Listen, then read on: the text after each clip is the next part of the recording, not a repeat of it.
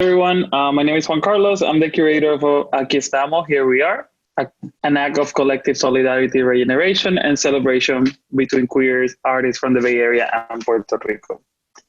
And today I am super excited because I'm talking with my friend, my collaborator, and also my housemate, Marcela Pardo. Ariza, that's why she's here. We know we're in quarantine. And yeah, this is part of the weekly conversation that we've been having. Last week, we have the opportunity to talk to Sulfikar Alibuto, and then the week before that, we spoke with Cristobal and Awilda Rodriguez Lora. And all those conversations are on the Cultural Center website and on their YouTube page. And I'll share the link with you at the end of this conversation. This is our third conversation. And first, Marcela, thank you so much for your time. Thank you for participating in the exhibition, in the project, and for answering all my questions. And I'm really excited to share with everyone this week the still life that Marcela has been doing in collaboration with different queer artists from the Bay Area. And I'm going to ask you to talk about that later on during the conversation. But before we move, I would like for you to introduce yourself. And I would like to let everyone know that the way the conversation is going to go is there's 5 concepts that are going to work more as starting points. And Marcela is going to talk about those starting points and those concepts, sharing some pictures and images from different artists and creators. And the 5 concepts are the sense of the world, solidarity, regeneration, celebration, and we'll finish with the domestic space. And now I'll leave it to you to introduce yourself. Thank you, Juan. Hi, everyone. My name is Marcela Pardo. I'm an artist and a curator. I'm currently based in San Francisco. Look at that picture of me. Currently based in San Francisco. I've been living here for around 6 years. A lot of my practice has to do with the idea of collaboration and creating kinship, as well as making site-specific installations and photographic explorations. So, we're in a very incredible moment. We're here with, we were hit by COVID, and now we're here in the midst of the Black Lives Matter movement and everything that has been going to build this incredible momentum. So I'm really stoked to talk about, the moment that we're in, and also relating back to different types of practices back in time. So, the first image I wanted to share. Oh, that's it? We're moving? Okay, let's do it. Yeah? Yes, thank you for introducing yourself. Okay, Yeah. first image. Cool. So, Juan, I really like this approach of trying to talk about our practices through different images. I think I was caught, by surprise by the images that resonated with me in this moment in time. But with a sense of the world, I think I always come back to the idea that photography and art and a lot of rules around it are very arbitrary. And I like to go back to this idea of the poetic and playfulness and the rearranging of the world. And so I wanted to share this image that was made in Poland in 1967. And it was part of a 3-week retreat that all of these artists attended. And it was made by Tadeusz Kantor. It was kind of like a happening. He arranged it.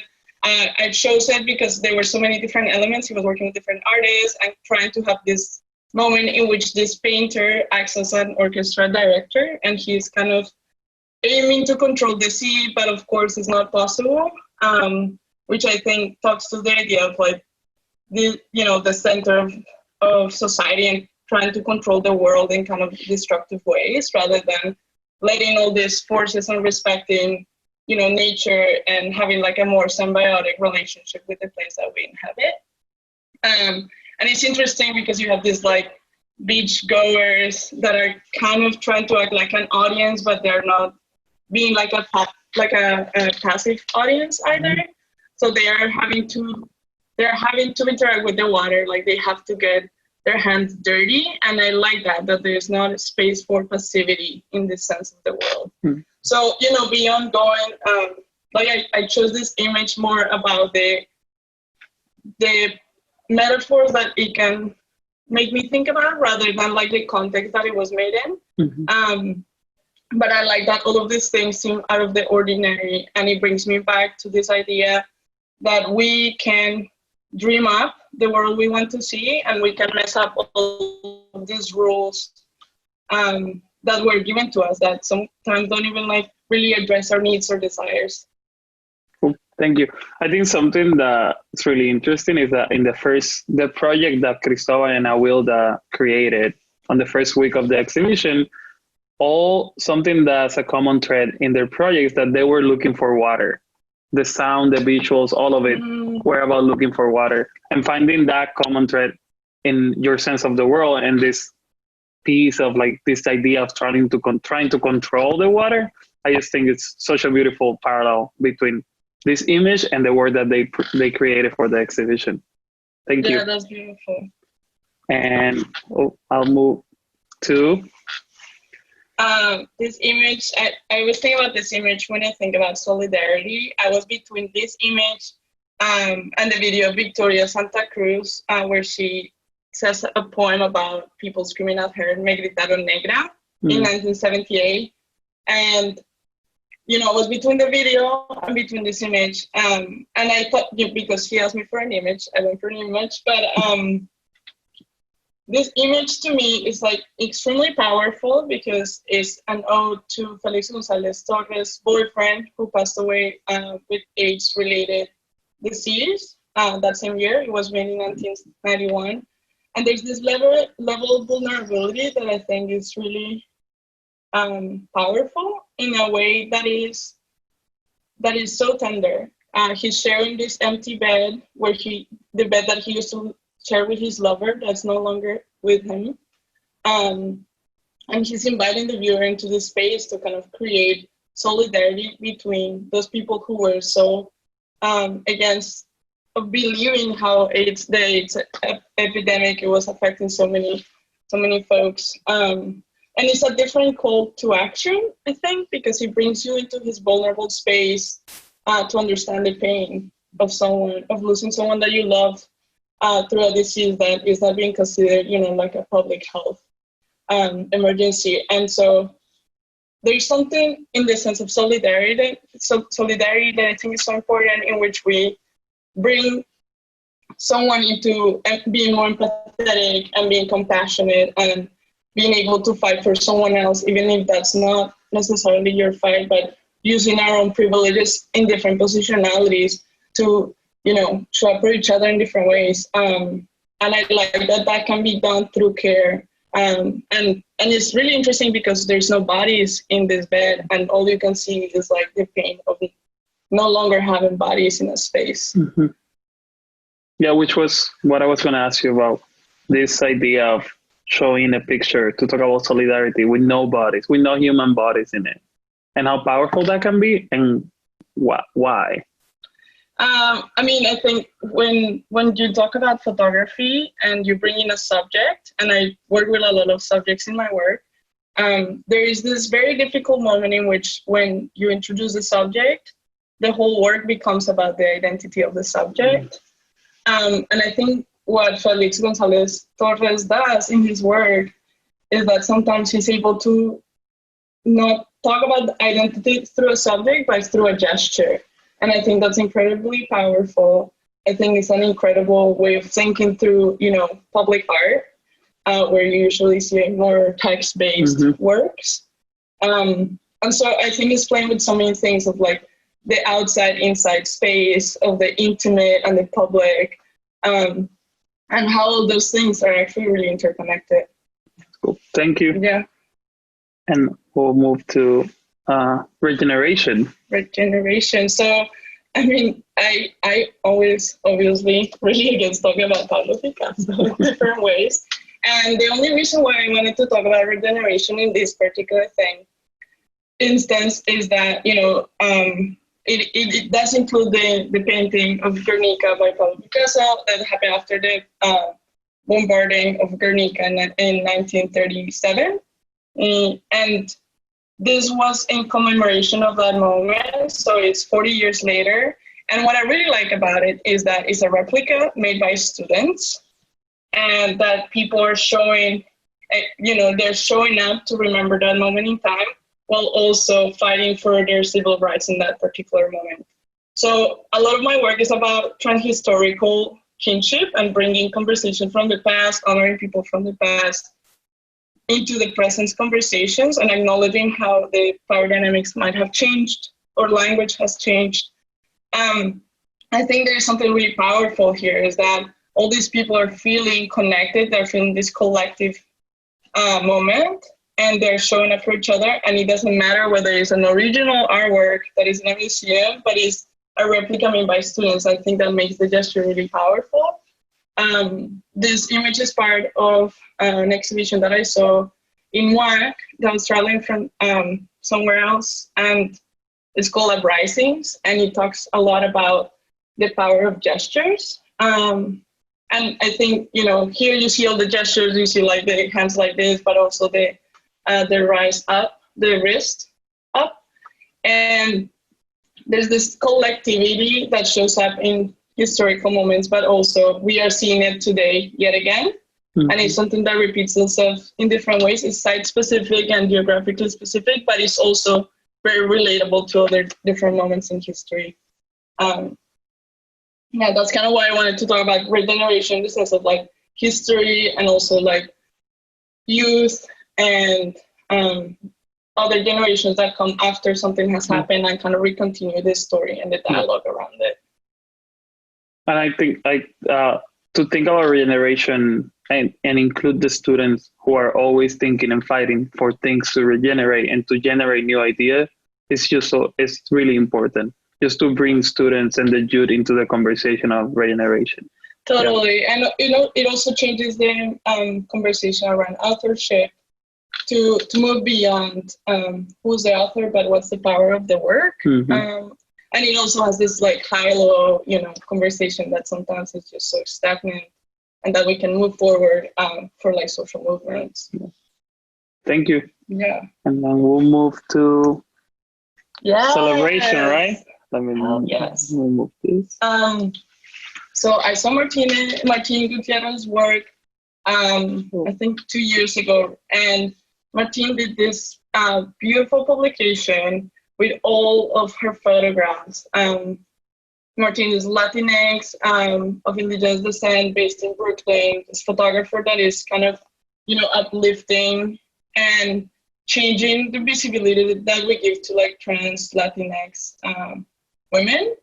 And, you know, she's able to do it in this way where it's so fashionable and kind of taking that language of fashion that sometimes is like so outdated in the way that it represents others and kind of making it her own in this really powerful way. And what she's doing in this particular series, and, you know, she did a book that's called Indigenous Woman, that's like her in all this kind of like different deities and like giving, kind of honoring all these goddesses that she's kind of like inhabiting her powerful body. And this particular one is based on an Aztec deity called Tlazolteotl, that is kind of like the deity of lust, of like filth and of purification. Is like a lot of different things at once. And I think she's bringing back that energy again of talking about the past and recontextualizing it in the present through like all of these different elements of visual representation that's empowering and also, you know, has pain because we're always trying to bring in and honor those people who have so often been invisibilized.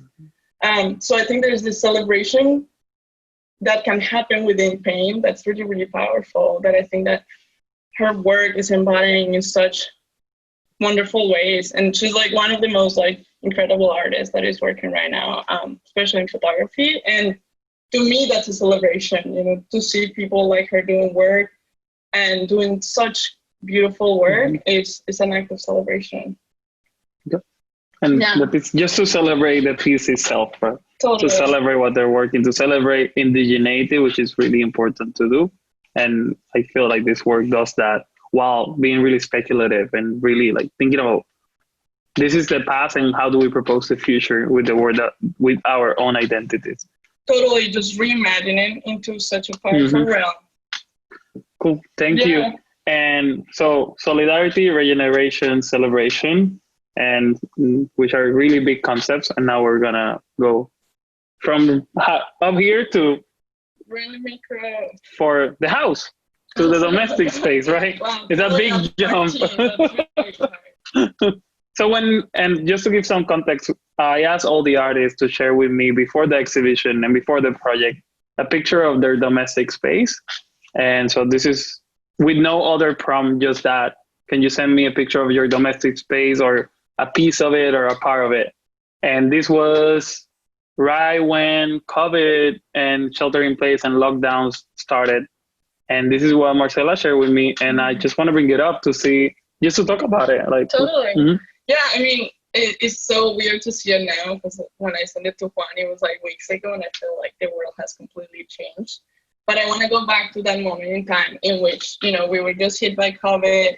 Everyone's kind of reassessing their daily life. I used to paint a lot and kind of moved into photography, and I haven't done painting in more than a decade. So this was an opportunity to go back to that space. And so this was a house that I saw on my daily walks. You know, we were allowed to kind of walk in our neighborhood. And so this house, and I was really struck by the fact that it had like so many arches, but it had not really like windows. Like when you look into the inside, you don't see the windows. And while I was painting this, I was thinking so much about architecture, and being at home so much, I think about architecture all the time. My last show was about queerness in architecture and how the spaces that we inhabit weren't really necessarily thought for us to live in them. They're very normative kind of people that dictate how our spaces were designed. And we occupy those spaces, and they might not serve the ways in which we should exist or live our daily lives. So thinking about that while I was also at home, looking at other homes and not really interacting with a lot of people, there was something very calming about it and weird. And at the same time, I had last year, I created an exhibition called The Tallest Part of the Arch, where a lot of artists were collaborators, and Juan was also a collaborator in that. So I go back to those arches, and the show was all about how like the last stone that is in an arch is the one that makes the arches structurally sound, and talking about diaspora and how those diasporic subjects bring back a lot of ground for us to do the work.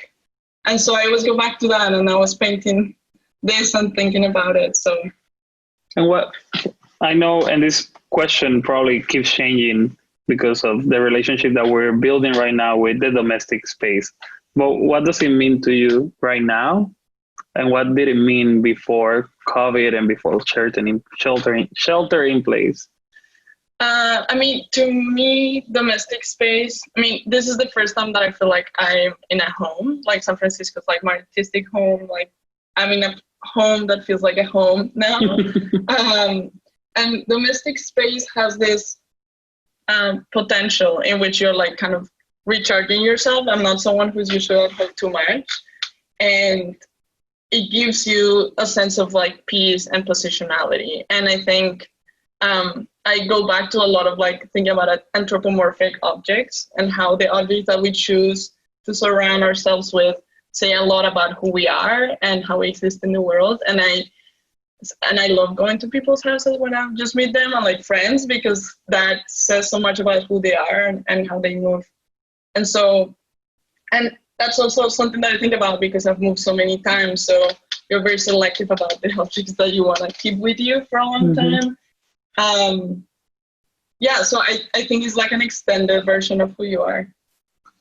Thank you. Yeah. And then one last question, and that goes back to to what you were talking about, the arches and the shapes in the house. What can you tell us a little bit about the project that we are going to be sharing this week, which means June 15 till June, when is Friday? 19. Till June 19, Marcela's taking over Queer Cultural Center Instagram, and we're going to be sharing the project and that you've been working on. Yeah. And if you can mention the people that you've been working with. Totally. So, you know, Juan reached out about this exhibition, and I immediately thought, you know, we're like, aquí estamos, here we are. and I thought about our spaces, and I was like, well, I want to see the objects that other people have in their houses and the ones that they would choose to represent themselves.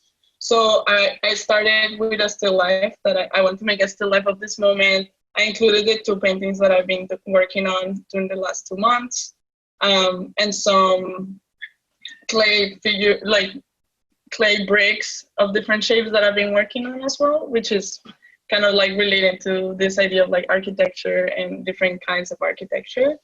And I put them all together, and I invited 4 other artists to participate in this show as well, to kind of have this just this exchange, and asking them which objects do you choose to represent this moment in time for you. And so the other collaborators are Jose Figueroa, who I've worked with for a long time, Lucasa Brampton Verissimo, who's also an artist in the Bay, Jamil Helu, who's another incredible photographer based in the Bay, and Sandra Ibarra, who's an amazing performer, also based here. And the idea was that, we are having this show in the midst of June of 2020 with the Queer Cultural Center. There's a lot of things going on. Juan did this conversation between 2 artists from the Bay and 2 artists from Puerto Rico, and I wanted to kind of bring in more people to have a bigger dialogue, even if it was more of an exchange through the objects that we live in. It's like we cannot occupy space together, but we can show each other's objects around. Thank you. Yeah. And the first picture of those still lifes coming out tomorrow. And so first, thank you again, Marcela, Yes. For sitting here next to me. And also, so the virtual exhibition is happening in Instagram. The handle is QCC_SF, is on the one you see on the screen. Then the exhibition and the conversations, everything's going to be on a website, which is on xpatterns.com. And the recorded interviews can also be accessed in the Queer Cultural Center video archive. That's the link. And if you want to reach out to us, that's our website right there. And yeah, thank you, everyone. I'll see you next week. Much.